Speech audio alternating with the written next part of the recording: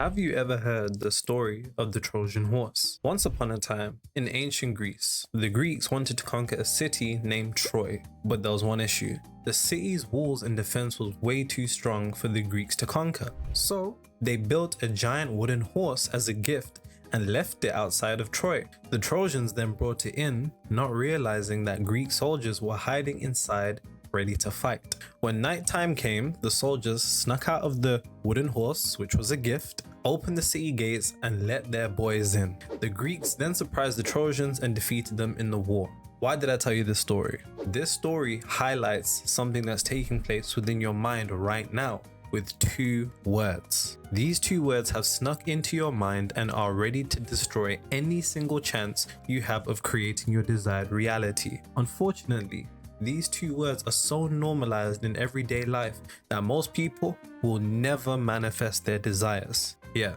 they're that deadly. Now, these two words are how and when, but it's not enough to know that. You have to know why they're deadly, how to eradicate them from your vocabulary so you don't fall into the same trap as everybody else who's struggling to manifest. So with that being said, here are the two deadly words.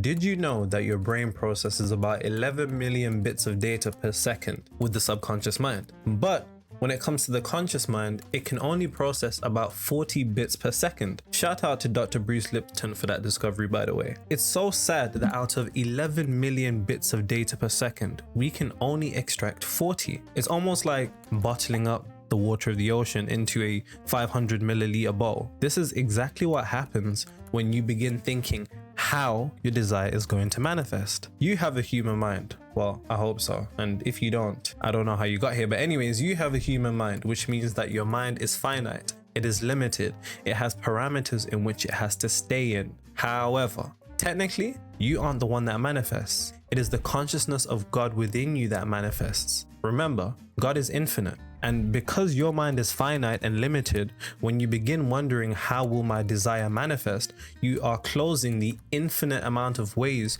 your manifestation can unfold due to God being within. Each time you think how, you are closing off help from the infinite portion of God that is within you and is also above the illusions of reality, meaning it knows exactly how to manifest it. Now, this is esoterically encoded in the Bible, specifically Matthew 19:26, which I think I referenced in my last video. But anyways, it says, "But Jesus looked at them and said to them, with men," which is a reference to logic, your finite mind, your ego, "this is impossible. But with God," which is the consciousness, infinite divine spark of God within your mind, "all things are possible." For example, it's fairly logical to think that if you want to manifest a holiday, you need money first. However, the universe has an infinite amount of ways you can attain that. You could randomly win a holiday, you can have the trip paid for by a friend or a family member, and I'm sure there's other ways. But when an idea hits our mind, due to the left hemisphere of our brain being logical,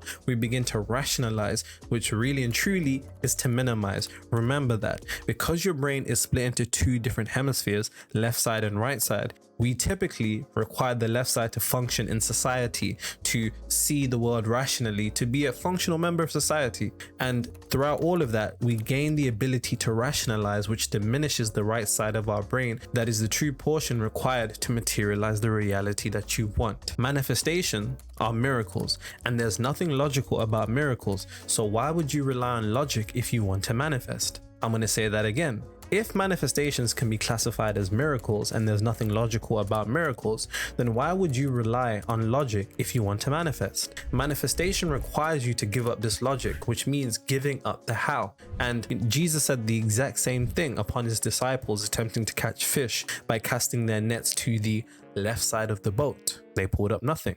Remember, the left side of the boat is a reference to the left hemisphere of the mind, which is logical and rationality. And this is stated in John 21:6. "And he said to them, 'Cast the net on the right side of the boat, and you will find some.' So they cast, and now they were not able to pull in the net because of the multitude of fish." John 21:6. And here's the thing, when you cast the net to the right side, which is a reference to the right hemisphere of the mind, this is the spiritual mind, which can be perceived by other people to be delusion, which means when you're saying to yourself, don't worry about the how, it's going to seem delusional.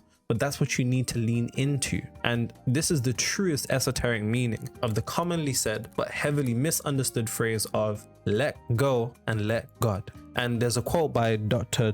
Joe Dispenza which I love, and he says, you have to get out the way so the universe can organize it in a way you haven't thought of. You can't be tickled if you know where you're going to be tickled. And so all of a sudden, when you're thinking about being tickled, you get in the way of the tickling experience. The universe is the same.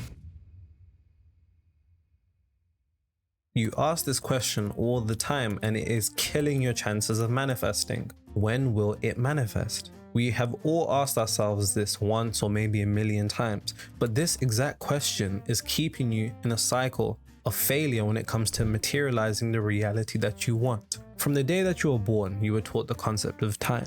Your birth was recorded, specifically your birth time. You live in a world where you're constantly shown clocks. You've been trained to think within the parameters of time, but time doesn't exist outside of reality. This is what quantum physicists would call time-space constraints. It doesn't exist out of reality, otherwise known as the third dimensional realm. And funnily enough, that's exactly where your manifestations come from. The desired reality you want to manifest exists in the quantum field, fourth dimension, Akasha, the universal storehouse, or a parallel universe, which is all outside of reality, all outside of the third dimensional realm. So for you to manifest what you want, you must go to the realm where your desires exist, which isn't in the physical plane or reality where you are now, which is limited by time. But see, here's the mistake. Every time you think when, you are locking yourself to the physical plane illusion of time, which doesn't exist where your desires are. So if you want your desires to be materialized, you need to go where they are. But where they are is free from time, so your thinking has to be above time. You need to take part in fourth dimensional thinking by deleting the when from your vocabulary and allowing the aspect of God, which is above illusion, to be free, allowing it to materialize. Anytime that you think when, this should be an indication that you are waiting for your desire. And technically, there's nothing to wait for because everything is happening right now. Furthermore, the word when is a confession that you aren't already in the desired state of reality you wish to be in.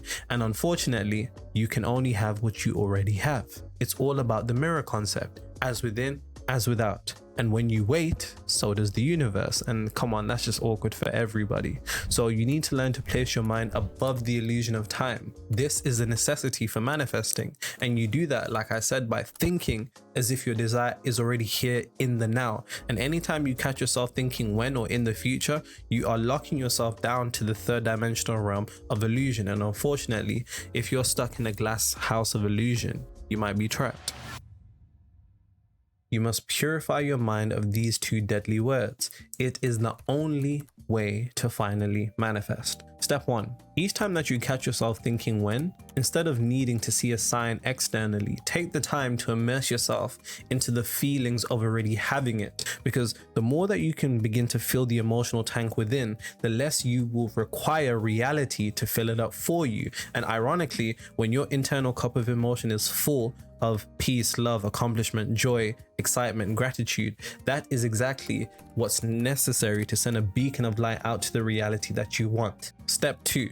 Each time that you catch yourself thinking how, instead of then following down a path of rationalizations, take a breath and rest in knowing that it is being handled by a force that the universe must bend to.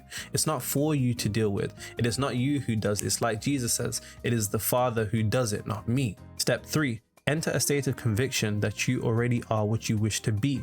And if that's something you're struggling with, then two things are required here. Persistence, or you might just not trust yourself with the knowledge that you have, which means that you just got to dive deep into the rabbit hole of reality creation. And luckily for you, I have plenty of videos on it, and the video that is foundational to the understanding of all of this. If you don't understand this, then nothing that you try to do in reality creation will make sense. You have to go watch my video on the 3 planes of existence so you understand the true nature of how reality is made. You can't make a sandwich if you don't know how to layer it, and reality has layers. So that being said, I never want to hear you think or say these 2 words again. Go manifest that dream.